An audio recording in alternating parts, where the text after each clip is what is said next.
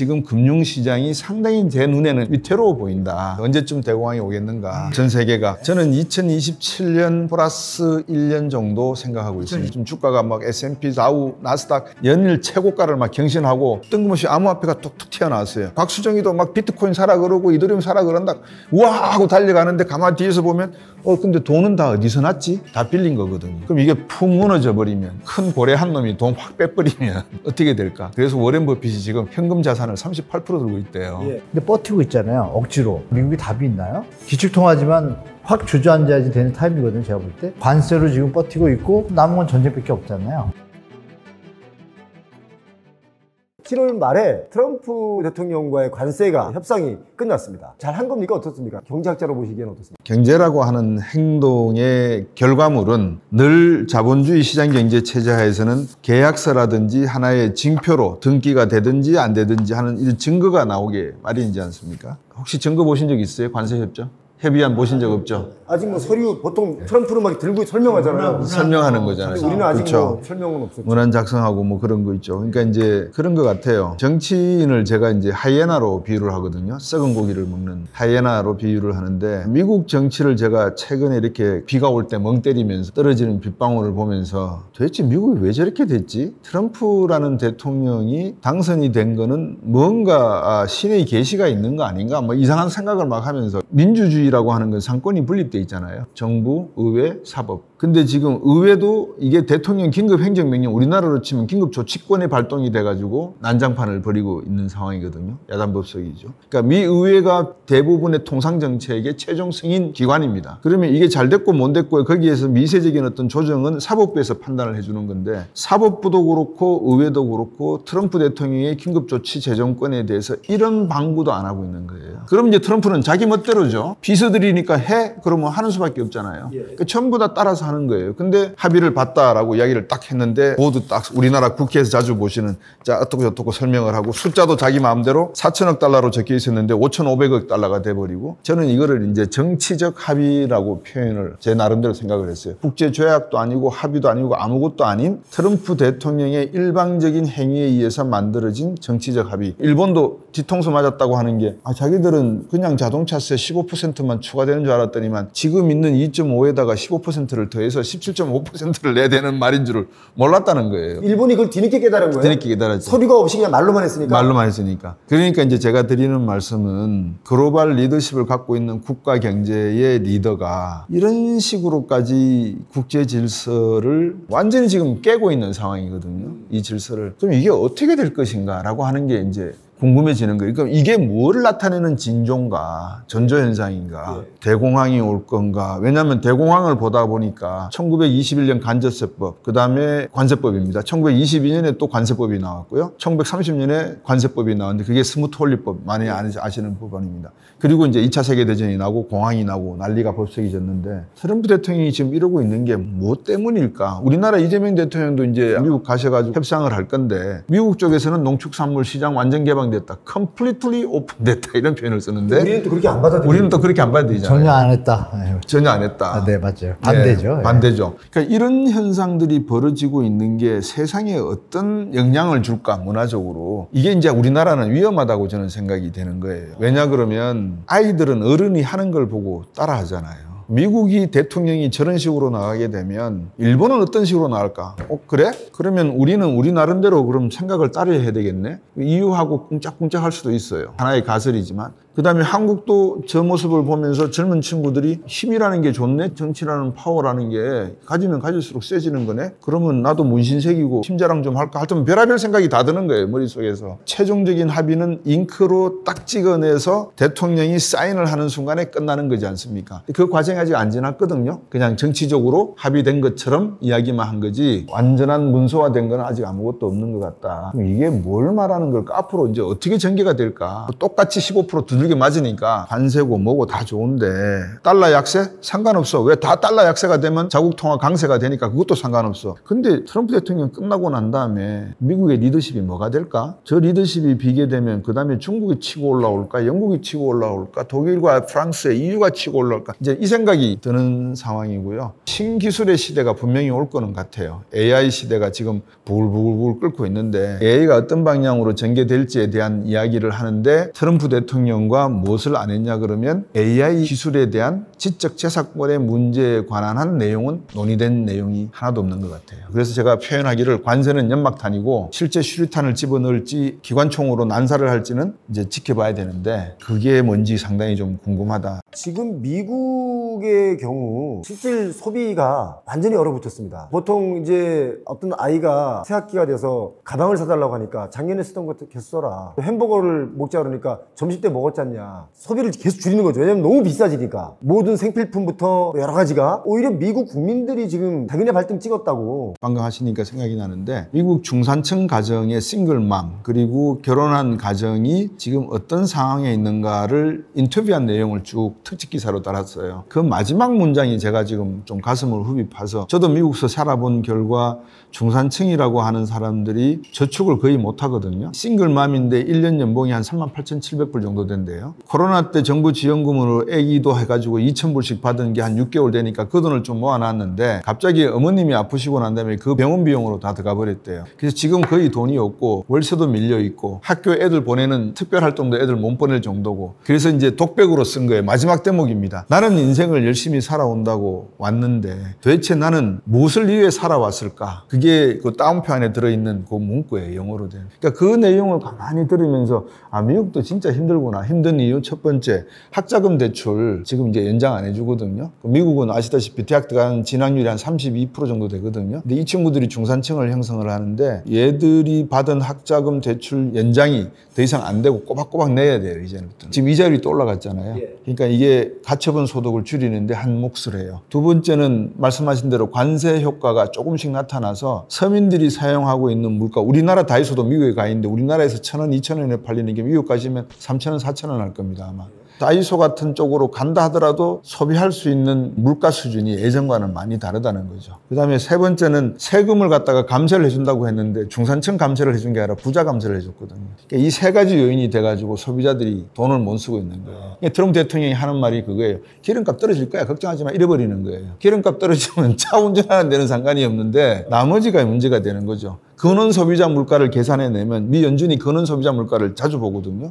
식품하고 에너지 가격을 뺀 것을 보건단 말이에요. 그거는 지금 3.3% 나오고 있거든요. 그러니까 지금 이제 그럼 미국이 또다시 이제 뭔가 위기가 오는 거 아닙니까? 위기가 오는 거라고 저는 그래서 제가 아까 빗방울 떨어지는 걸 보면서 멍 때리면서 이게 대공황의 전조일까 3차 대전의 전제일까 그런 불행한 생각도 좀 해보고 아니면 이게 판을 깨는 새로운 패러다임을 만드는 전조현상인가 그러기에는 너무나 준비된 사람들이 없는 것 같다. 준비된 국가가 없다. 그런 점에서 좀 답답하다는 느낌이 들죠. 전 세계가 미래를 예측하지 못하고 기키야 예측한다는 것은 AI가 발전한다는 거 외에는 뭐 특별히 예측한 게 없지 않습니까? 솔직히 그러니까 경제가 어떻게 될 것이라는 거에서 예측하고 그거를 리더 역할을 하는 그룹 자체가 없다는 거죠. 불투명, 불확실성. 사실 그래서 그런 의미로 미국이 이제 더 이상 선진국이 아니다. 힘이 센 나라인 건 맞는데 선진국은 아니다. 지금 미국의 이런 왔다 갔다 하는 정책들 있잖아요. 트럼프 마음대로 하는 정책. 전 세계에서 믿지 않는 거죠. 미국이 그런 나라가 되고 있다. 그럼 미국이 그러면 우리는 어떻게 되겠느냐. 미국이 그렇게 가고 있으면 당연히 이제 우리도 일본을 따라가듯이 미국을 따라가고 일본을 따라가겠죠. 예를 들면 방금 말씀하신 것 중에 간단하게 지금 출산율이 0.7 정도 되잖아요. 한 해에 15만 명이 태어난다고 가정을 해봐요. 그럼 이전 세대 친구들은 한 25만 명이 태어났겠죠. 고전 세대에는 한 35만 명이 태어났겠죠. 그 다음에 제 세대는 60만에서 70만이 태어났거든요. 다시 제가 정정해도 되겠습니다. 제가 정확하게 제가 좀 전에도 다 데이터를 보고 가가지고 우리나라로 따지면 이제 50세 분들이 92만 명. 그러니까 72년생의 경우 지금 54살이잖아요. 요 분들이 92, 3만 명이 있습니다. 그런데 지금 그 10년 아래 80만 명이 있습니다. 그 20대가 40만 명, 3살, 4살, 5살 요 어린아이들 동년배가 23만 명 있습니다. 그러니까 한 세대 30년 만에 한 40만 명이 인구가 확 줄어든 거고 지금 50세, 54, 5세 분들과 지금 태어난 아이들의 차이는 92만에서 23만이니까 거의 70만 명이 준 거죠. 배 대표님께서 바로잡아 주셔서 감사드리는데 무엇을 말씀드리냐 그러면 20만이 90만을 먹여 살려야 되잖아요. 요 70만을 더 먹여 살리는 것뿐만 아니라 그 밑에 있는 80만도 더 먹여 살려야 되고 그 밑에 있는 40만도 먹여 살려야 돼요.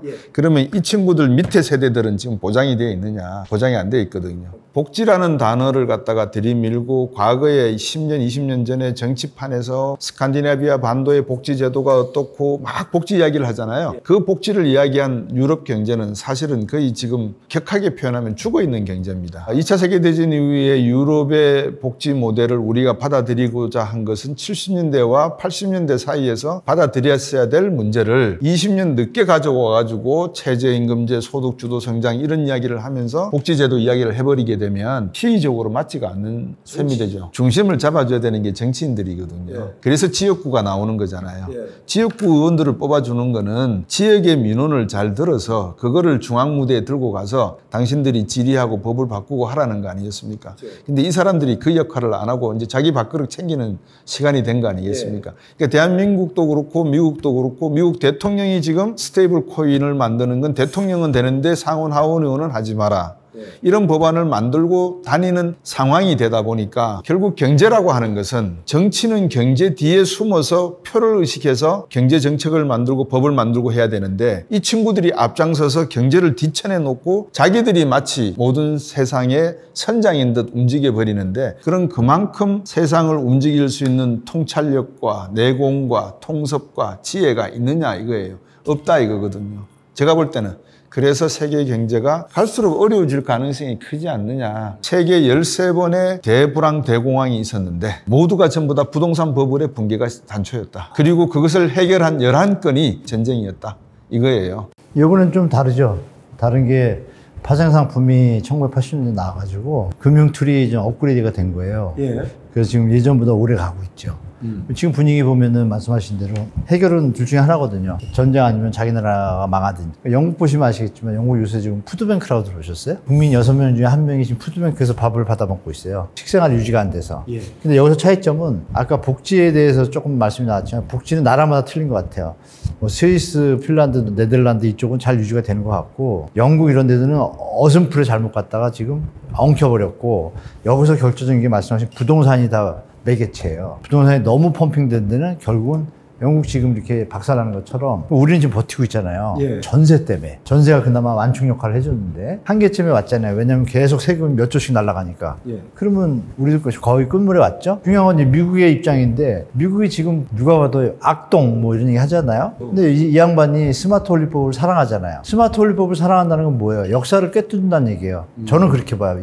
트럼프가 그냥 막 악동만이 아니라 20대 때부터 뭐 대통령들하고 놀았으니까 식견이 좀 남다른 게 있겠죠. 근데 남이야 죽든 말든 나만 잘 살면 내가 기본인데 나만 잘 산다 그러면 욕 먹으니까 미국을 파는 거죠. 여러모를 잘하잖아요. 근데 여기에 이제 문제점도 많잖아요. 그러면 트럼프는 과연 끝에는 어떻게 할 것인가? 이스라엘 전쟁 지원하는 거 봤잖아요.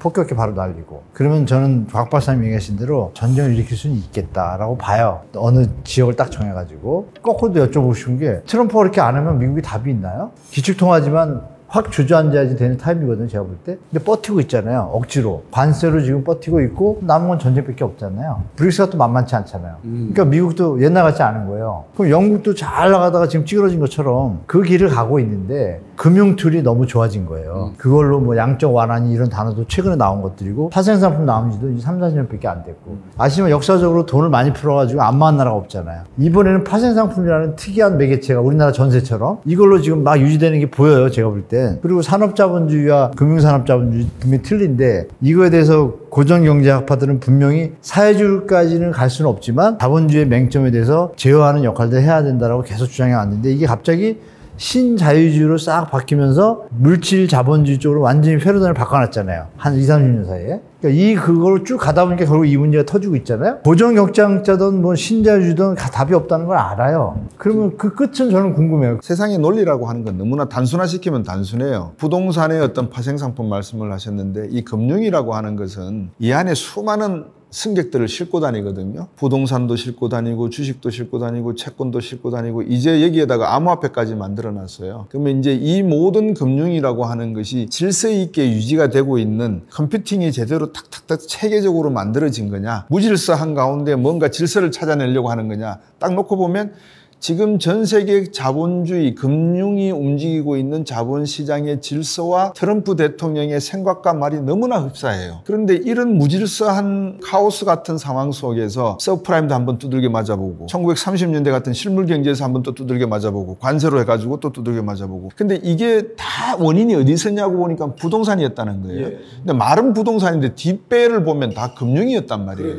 그러니까 아까 말씀하신 대로 돈이 너무 많이 풀린 나라치고 안 망한 적이 있습니까? 라고 말씀하셨던 거예요.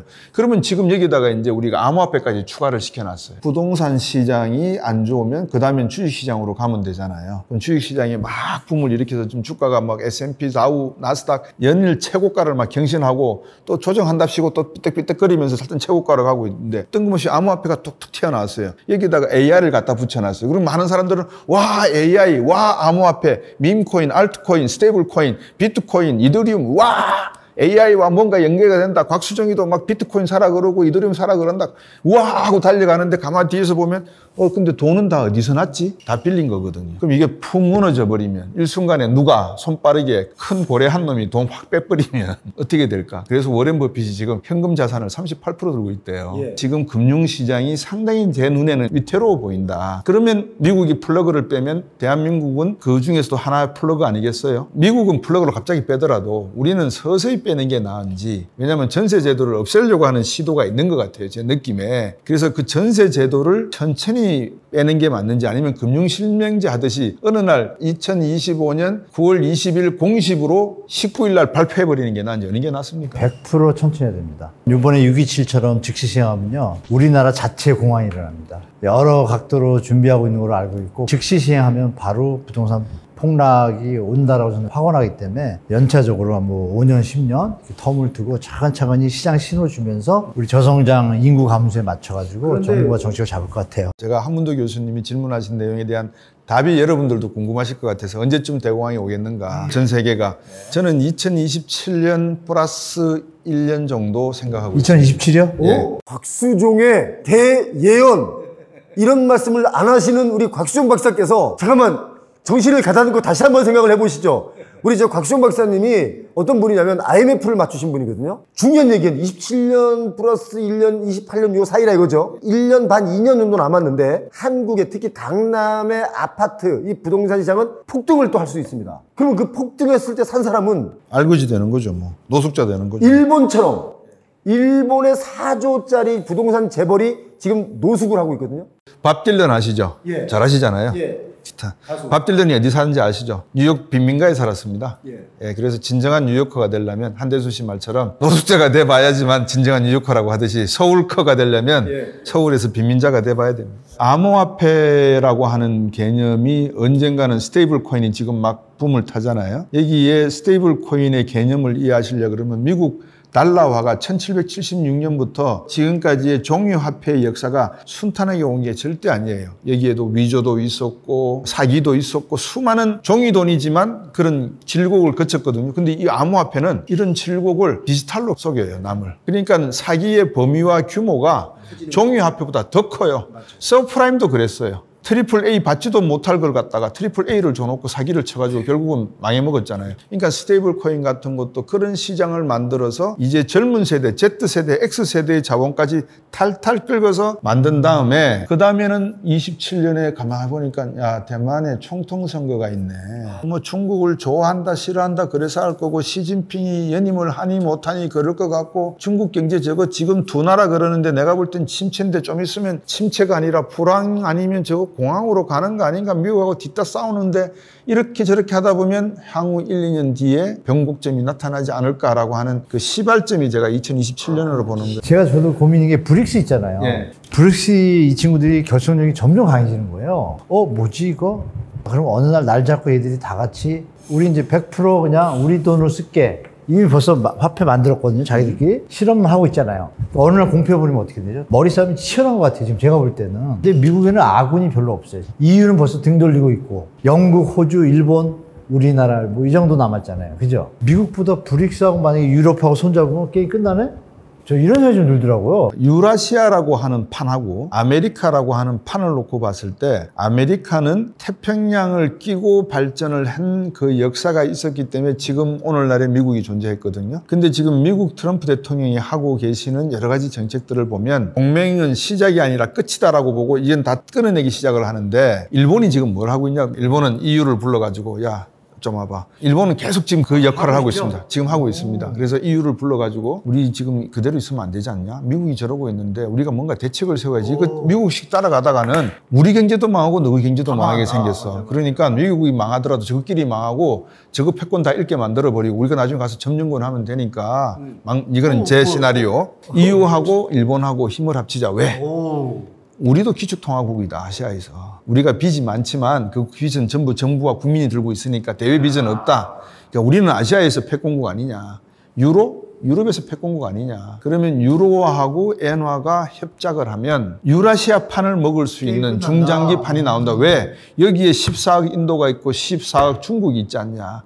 이 시장만 놓고 봐도 우리가 중국하고 잘 협상만 하면 끝나는 시나리오가 나온다. 이 이야기를 지금 EU하고 일본하고 긴밀히 하고 있습니다. 그걸 제가 엿들었습니다. 와, 어디서 엿들었어요? 이거 되게 중요하다. 옆방에서 한 얘기 들으신 것 같아, 지금. 그래서 제가 드리는 말씀이 그래서 어떻게 보면 아까 27년 플러스 1년 정도라고 말씀드렸는데 EU와 일본과 한국과 중국이 어떤 판을 놓는가에 따라서 세계의 판이 바뀔 가능성이 또 하나가 있어요. 근데 이게 문제가 뭐냐면 중국이 지금 정신을 차릴 수 있는 순간이 없어요. 지금 집안이 엉망이에요. 이번에 홍수 나서 베이징, 상하이 쓸려 나가는 거 보셨잖아요. 그 정도로 허술해요, 중국이.